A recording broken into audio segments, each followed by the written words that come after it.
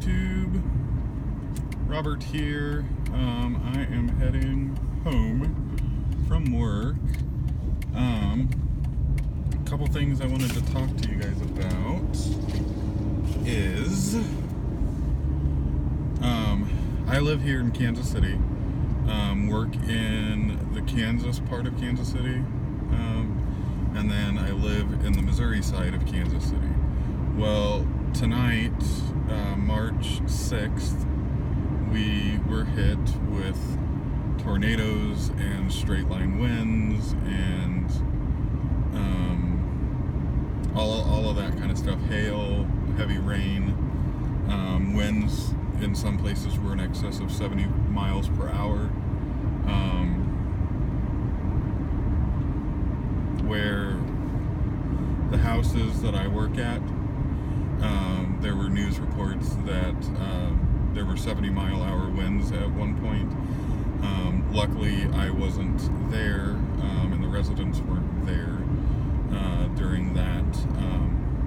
Well, luckily or unluckily, I guess. It ended up being luckily because nobody was hurt or injured, or we didn't get caught in anything major. We did get caught in some very heavy straight line winds out on the road. We were driving home from an event that they participated in, and so we were out on the road, and so we got caught in heavy rain, hail, and straight line winds.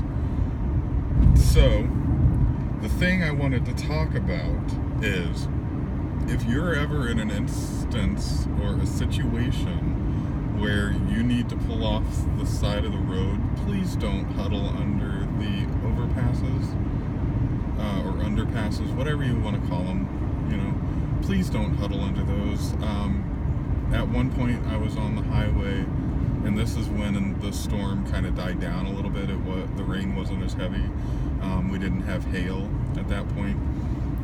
There was still heavy wind, but no hail, and the rain was heavy, but it wasn't unusually heavy or anything like that. But the thing I want to caution is, if you stay under the underpass, that is very, very, very dangerous.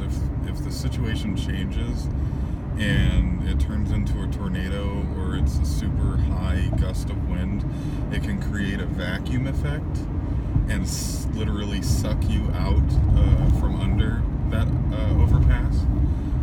It is just not a good place to be, for that instance. Two, it makes it very dangerous for the other drivers. I went under several underpasses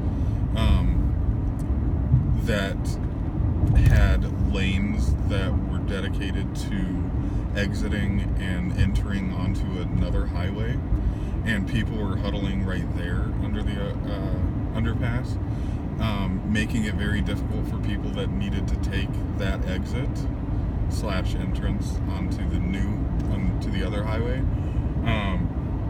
But I also saw people that remained in the main lane, the right-hand lane of this 3-lane highway. They were kind of halfway in the right-hand lane, slightly pulled over, but because they couldn't pull over all the way, they stopped still in that lane.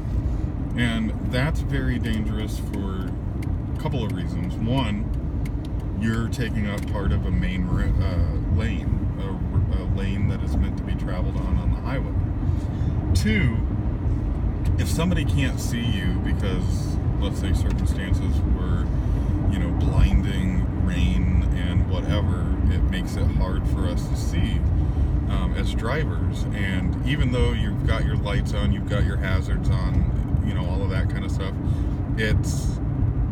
sometimes the visibility can be such that you can't tell just how far in front of you the car is that has their hazards on.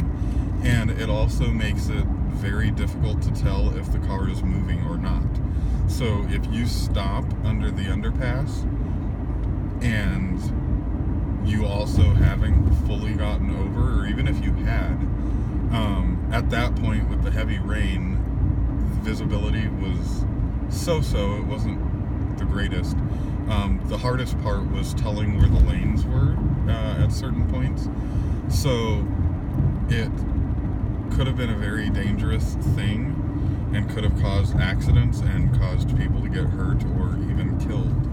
So please, please, please, if you ever encounter a situation where there's hail and heavy rain, heavy winds, possible tornadoes, whatever, don't stop under an underpass. It's not good for you. It's not good for anybody else.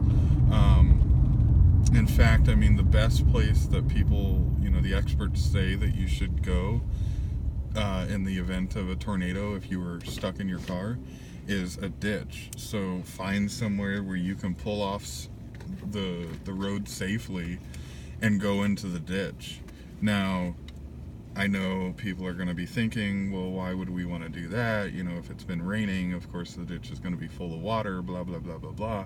Well, would you rather do that or stop under an underpass and get completely sucked out of that underpass and thrown like a little toy car and possibly die, most likely die,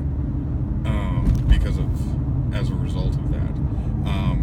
I, for one, would rather endure, a few minutes of ickiness, wallowing in the mud and water and whatever, than, getting sucked out of an underpass, and, hurled like a little toy Matchbox car or something.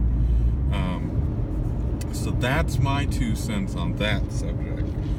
Now, the other thing, I just wanted to chit-chat and talk and whatever about different things.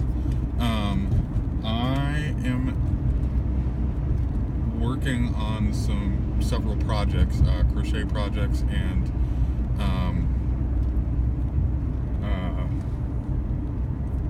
what is it called? Plastic canvas, as well as cross stitch. And so I am hopefully going to videotape some of those works in progress very soon for you, to show you kind of what I've got going on.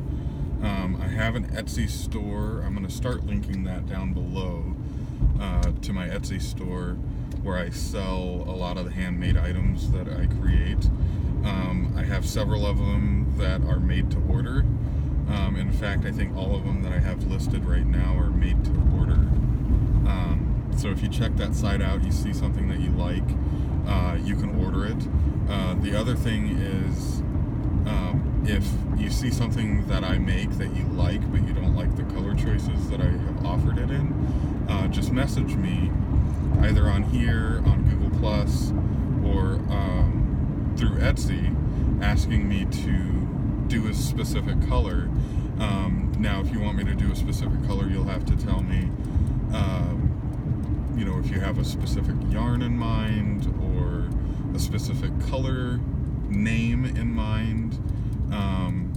Because if you just come to me and say, hey, I like a turquoise, can you make this item in turquoise? Well, the problem is there's so many different colors of turquoise in yarn, and it varies by manufacturer, and even some of the manufacturers have, several assortments of one colorway. So they go from a, really, really light version of that color to a really dark version of that color. So please be very specific.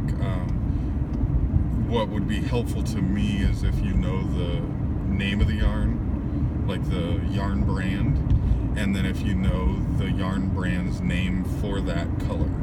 So, for example, Red Heart has a turquoise that I like to use a lot on some things, and they call it turquoise because it's kind of a cross between a turquoise and an aqua.